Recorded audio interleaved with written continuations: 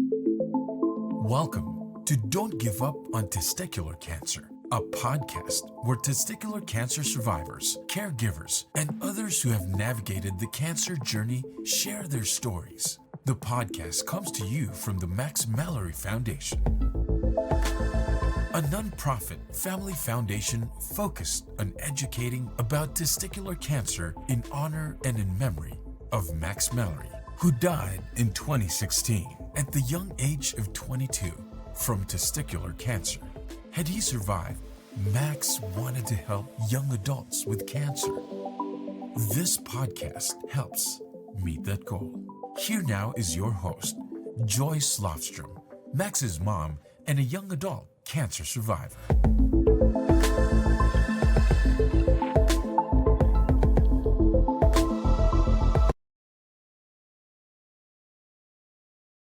Hi, this is Joyce, and it's just me today. It's June 17th, 2025, and I wanted to record the podcast today for several reasons. One is I haven't done one in a while, so I wanted to get back with everyone that listens to our podcast. My second reason is today is Max Mallory's birthday, and as you know, Max is our son and brother who died of testicular cancer on May 20th, 2016. And he would have been 32 today. And when I say we, it's his dad, Chuck Mallory, and his brother, John Mark Mallory, are who I talk about when I say we.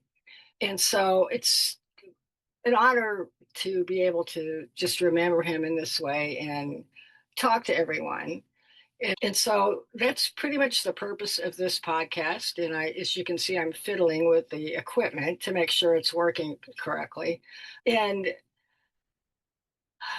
it's also my mom's birthday. My mother died in 1998. So I was doing this calculation before I got on the air here. And so she would have been 109, actually. We arranged it so that Max would be born on her birthday since I was doing a C-section, and it worked out. Just wanted to maybe talk a little bit about some headlines around testicular cancer. And, just remember Max and everyone that's listening, if you're touched by this disease, just make sure that if you have young men around you, middle-aged men, and young men can be teenagers up through 35 or 40. There's a few rare instances when older men also are diagnosed with testicular cancer. So just kind of keep that, check yourself with them. It's something that I've learned from talking to different survivors that no one ever told them. A couple of things that I've just read lately that I thought might be of interest to all of you. This is a survey. It came out this week from the Ohio State University Werner Medical Center. And they did a survey that showed that most Americans wrongly think that testicular cancer is an older man's issue, despite that it commonly affects men ages 25 to 40. So that's kind of an interesting statistic to think about.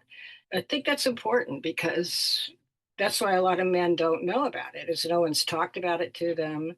Cancer, if you just say that word, it's usually, oh, it's somebody older, it's nobody young being teenager or in their 20s, but it is. And their survey said 1 in 10 correctly identified testicular cancer as the most common cancer to affect men under 40. So I think it's just interesting to think about awareness. And this survey was conducted via the web and also by telephone, administered in English. And they had 1,008 respondents. It was conducted from May 2nd to May 5th, 2025. So it's very recent, a month ago. But I just wonder, when you think about your awareness of testicular cancer, did you know about it if you had been diagnosed with it before you were diagnosed? Is it something a doctor, a pediatrician, or an internist told you at any point to check your testicles for a lump or for anything different that doesn't feel right?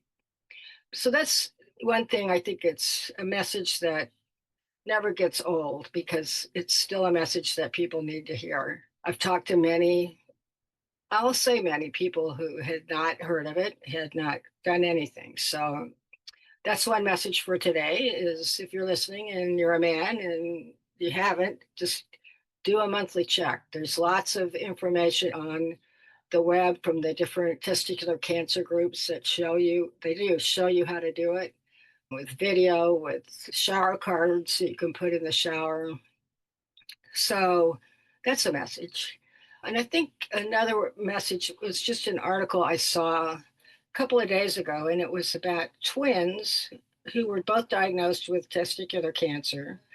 And they had had symptoms and were put off to get checked. And one of them wound up with stage 3 choriocarcinoma, and the other twin, his cancer was not as advanced. They're both fine. They're both in England, both have families, children. And so that's kind of a genetic component to think about. And it doesn't happen with everybody. And we did have a guest, it's been at least a couple years now, who talked about some of the genetics around testicular cancer. But I guess my message is if you have a twin or a brother, it might be good to just make sure that that person knows to check. If you were diagnosed with it, and even if you weren't, I mean, just take time to know and report to a doctor anything unusual. I think sometimes that's the hardest thing to do. And I think that's true for anybody because you kind of don't want to admit that there could be something wrong. And I'll speak for myself because I've had breast cancer, I've had thyroid cancer over the years, beginning when I was 25.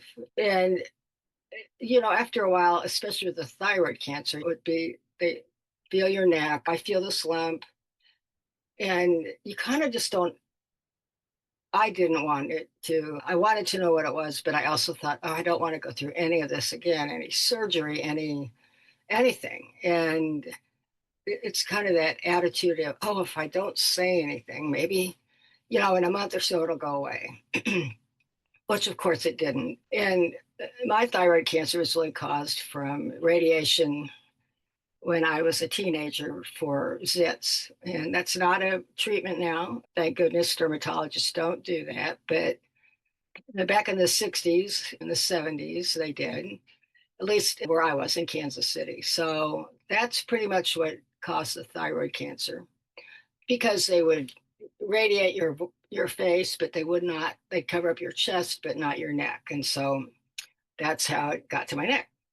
But I think once you speak up, then a lot of that angst is gone because at least you will have a solution in the works. So another important thing to think about. I think another thing that, we've seen always in the news, but how athletes are covered meaning in the news about their testicular cancer. And, that's one way awareness has become a little better because they will report, they being reporters, journalists, that so-and-so had testicular cancer and now he's fine, he went through this whatever treatment they had and he's back on the pitch or back hitting the ball in the baseball game or whatever. That's another way to just know who's out there and see them as survivors. It's really important, I think, to show what can happen after you get through the treatment. And then I think there's a point too where you just like let it go. It's like, okay, he's back. He's been back for a year or 6 months and fine. It's in the past and move ahead is how I would think about it. But I'm not out there playing baseball either. So another point just to think about as we talk about testicular cancer, things have changed dramatically. I know there's a lot of technology out there now in terms of robotic surgery, different ways to treat it, and so forth. But, it really always comes back to the patient, the person with the disease, being able to speak up, and then also being able to have a doctor who will treat the disease and believe them when they talk about it. And If you've listened to any of our podcasts, one of the interviews I did was with a pilot who felt a lump. And he was in the U.S. Army Air Force, went to see the doctor about a cut on his hand that he was afraid was going to be infected. And he goes, "Oh, by the way, doc, I have this other situation." And, he said in the interview, if I hadn't had that seemingly infected finger, I would not have gone when I did. And so I think listening to him and to other people, and also seeing so many efforts going on about men's health, another message would be to speak up, which I had said earlier. And the twins that I had been talking about earlier in England, you know, one of them had choriocarcinoma, very advanced, which is what Max had, my son. And he didn't have a lump because he had an undescended testicle that we were told never existed, so don't worry about it, which was wrong information. But his symptoms were lower back pain. He didn't feel well, lost some weight. And, think about how many times all of us like, oh, I was working out, or I lifted a box funny, or there's so many things that can cause lower back pain, and so I think that's what he thought. That's what we thought until it wasn't, until he came home and the pain was so intense, he went on his own to the emergency room. So symptoms are, you don't want to keep running to the doctor just to, oh, I think I have this, I think I have that, but it's worth it to do it. And it also may take some convincing to get the doctor to listen to you and to really suggest another step, like a scan of some sort to confirm what you are experiencing. And so it kind of comes back to patient advocacy and being able to talk about your own health, what you need, why you need it, when you need it. And if you can't do that, which it's a hard thing to do, bring somebody with you who can. Again, this is basic advice for anybody, not just men with testicular cancer, but sometimes when you're nervous about something and you go to the doctor, even if you have a written list of questions, which is another recommendation, but you don't hear what's said.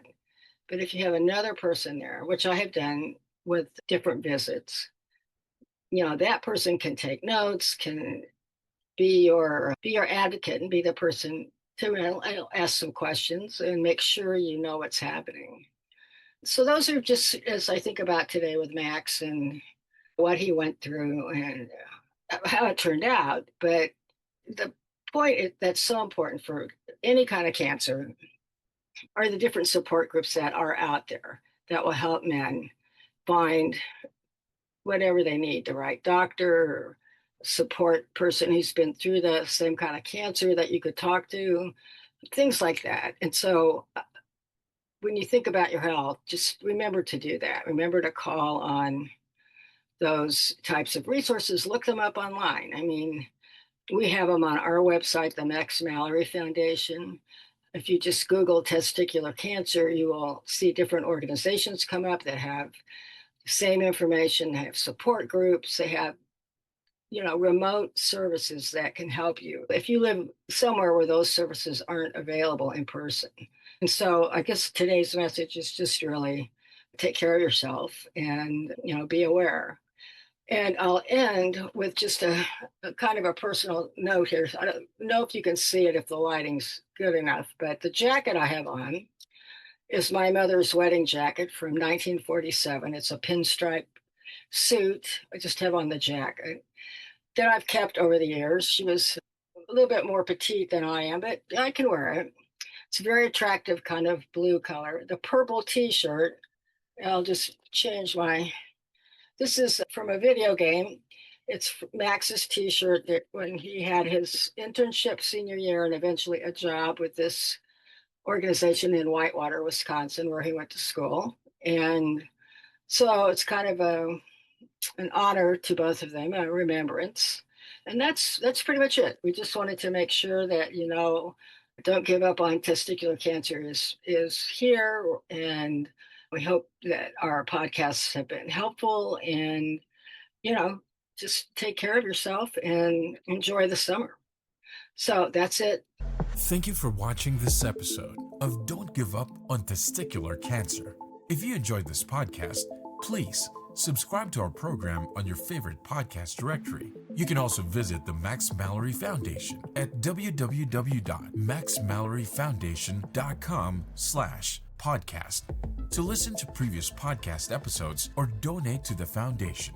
Join us again next time for another episode of Don't Give Up on Testicular Cancer.